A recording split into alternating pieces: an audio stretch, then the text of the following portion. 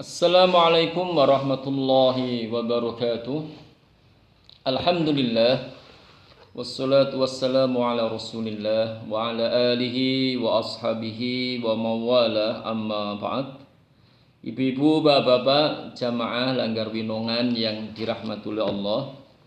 Kita lanjutkan pengajian kita pada pagi hari ini ayat ke-66 ya dari surat Al-An'am. Wa kadzdzaba, dan mendustakan, bihi dengannya, dengan Quran. Jalan menafsirkan hi itu, nya itu Quran. Qaumuka, kaummu. Jadi kaummu wahai Muhammad, wahai insan yang paling mulia. Wa huwa, padahal Quran itu adalah al-haqqu, adalah sebuah kebenaran, adalah satu kebenaran. Nah, tentunya ketika Allah menjelaskan bahwa Quran itu adalah al-haqqu, kebenaran itu, Allah beri bekal mukjizat pada Quran. Nah, sehingga orang yang ingkar itu memang betul-betul dikatakan ingkar akan satu kebenaran. Jadi ada mukjizat yang Allah sematkan pada Quran. Mukjizat itu artinya yang melemahkan, melemahkan mereka untuk mendatangkan yang semisal, yang serupa itu ya. Nah, mereka misalnya salah satu aspek mukjizat adalah ahlul fasohah, ahlul bayan, maksudnya punya kefasihan berbahasa. Tidak ada yang mengalahkan itu untuk konteks orang Arab dalam hal kefasihan itu ya. Nah, Quran turun itu mengalahkan kefasihan mereka. Ini adalah aspek mukjizat. Nah, Allah sematkan pada Quran mukjizat. Kemudian Allah mengklaim bahwa ini adalah kebenaran. Nah, adalah kebenaran setelah tentunya Allah beri mukjizat supaya orang yang ingkar itu betul-betul ingkar akan sebuah kebenaran.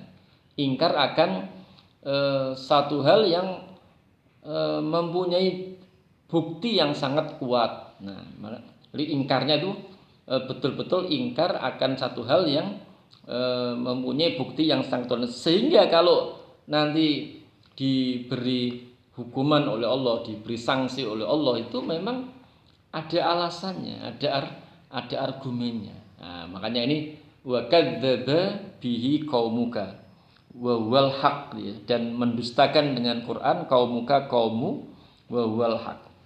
Nah, kul, katakanlah wahai Muhammad, wahai insan yang paling mulia, lahum, kepada mereka, lastu, bukanlah aku, alaikum, atas kalian, biwakil, itu penjaga, itu pemelihara.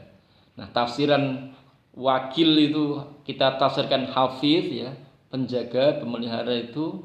Misalnya kita ambilkan dari tafsir Soffatut Tafasir.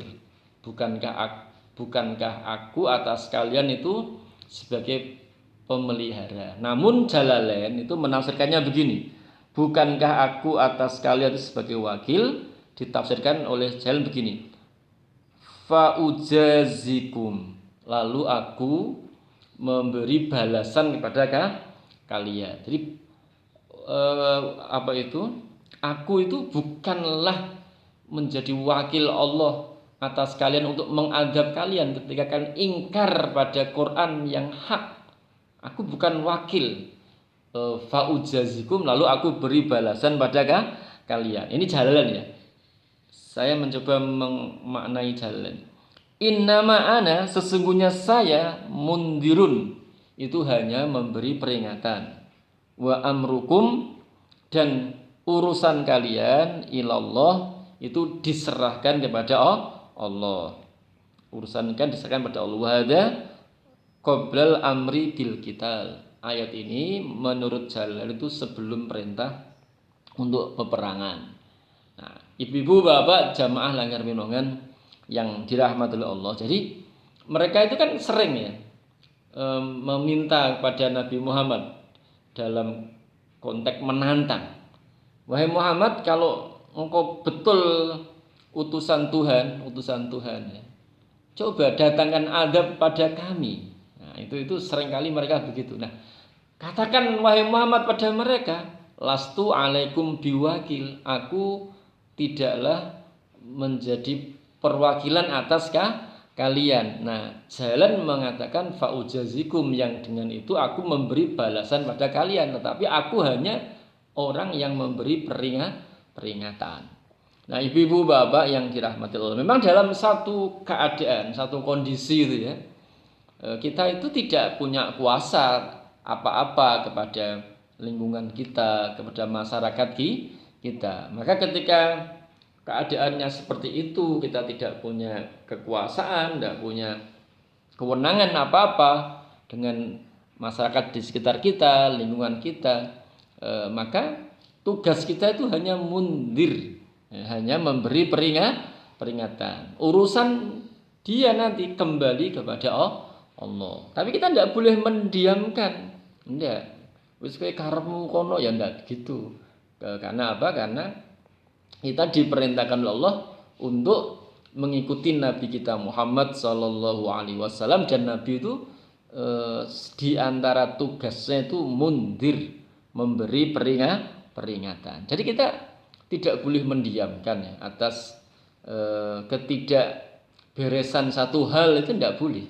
Kita harus memberi peringatan. Kita lihat ya, misalnya ke apa ya, penyimpangan ya, penyimpangan. Nah, itu kita sampaikan penyimpangan itu. Kita memberi pencerahan kepada umat. Tentunya dengan hikmah, dengan mau'idhah hasanah, dengan debat yang lebih baik. Nah, kembali ke ayat 67 tadi. Ayat 66 tadi ya. Jadi aku bukanlah wakil atas kalian. Tadi kan mereka kami jelaskan itu, mereka nantang-nantang, wahai Muhammad, kalau engkau betul sebagai utusan Tuhan, coba datangkan kepada kami adab Tuhan itu. Itu kan seringkali begitu. Nah, ayat 67 menjelaskan likulli nabain, bagi tiap-tiap berita khobar, mustaqorrun, itu ada tempat tetapnya berita itu. Ada tempat tetapnya berita itu. Jadi bagi tiap-tiap kejadian, bagi tiap-tiap berita ya, itu ada tempat tetapnya berita itu. Misalnya Allah memberi ancaman kepada hamba-hambanya yang membangkang dengan adanya adab yang pedih. Nah, adab yang pedih yang Allah ancamkan pada hamba-hambanya itu ada waktunya sendiri. Dan Allah tidak menselisih janjinya itu. Sehingga apa yang Allah beritakan di awal itu mesti ada mustaqornya, ada tempat itu istilahnya, waktu dan tempat terjadinya itu ada. Makanya jangan tergesa-gesa. Makanya di ayat yang lain kan, ata amrullah fala tastajilu. Keputusan Allah itu pasti datang, maka kalian jangan tergesa-gesa.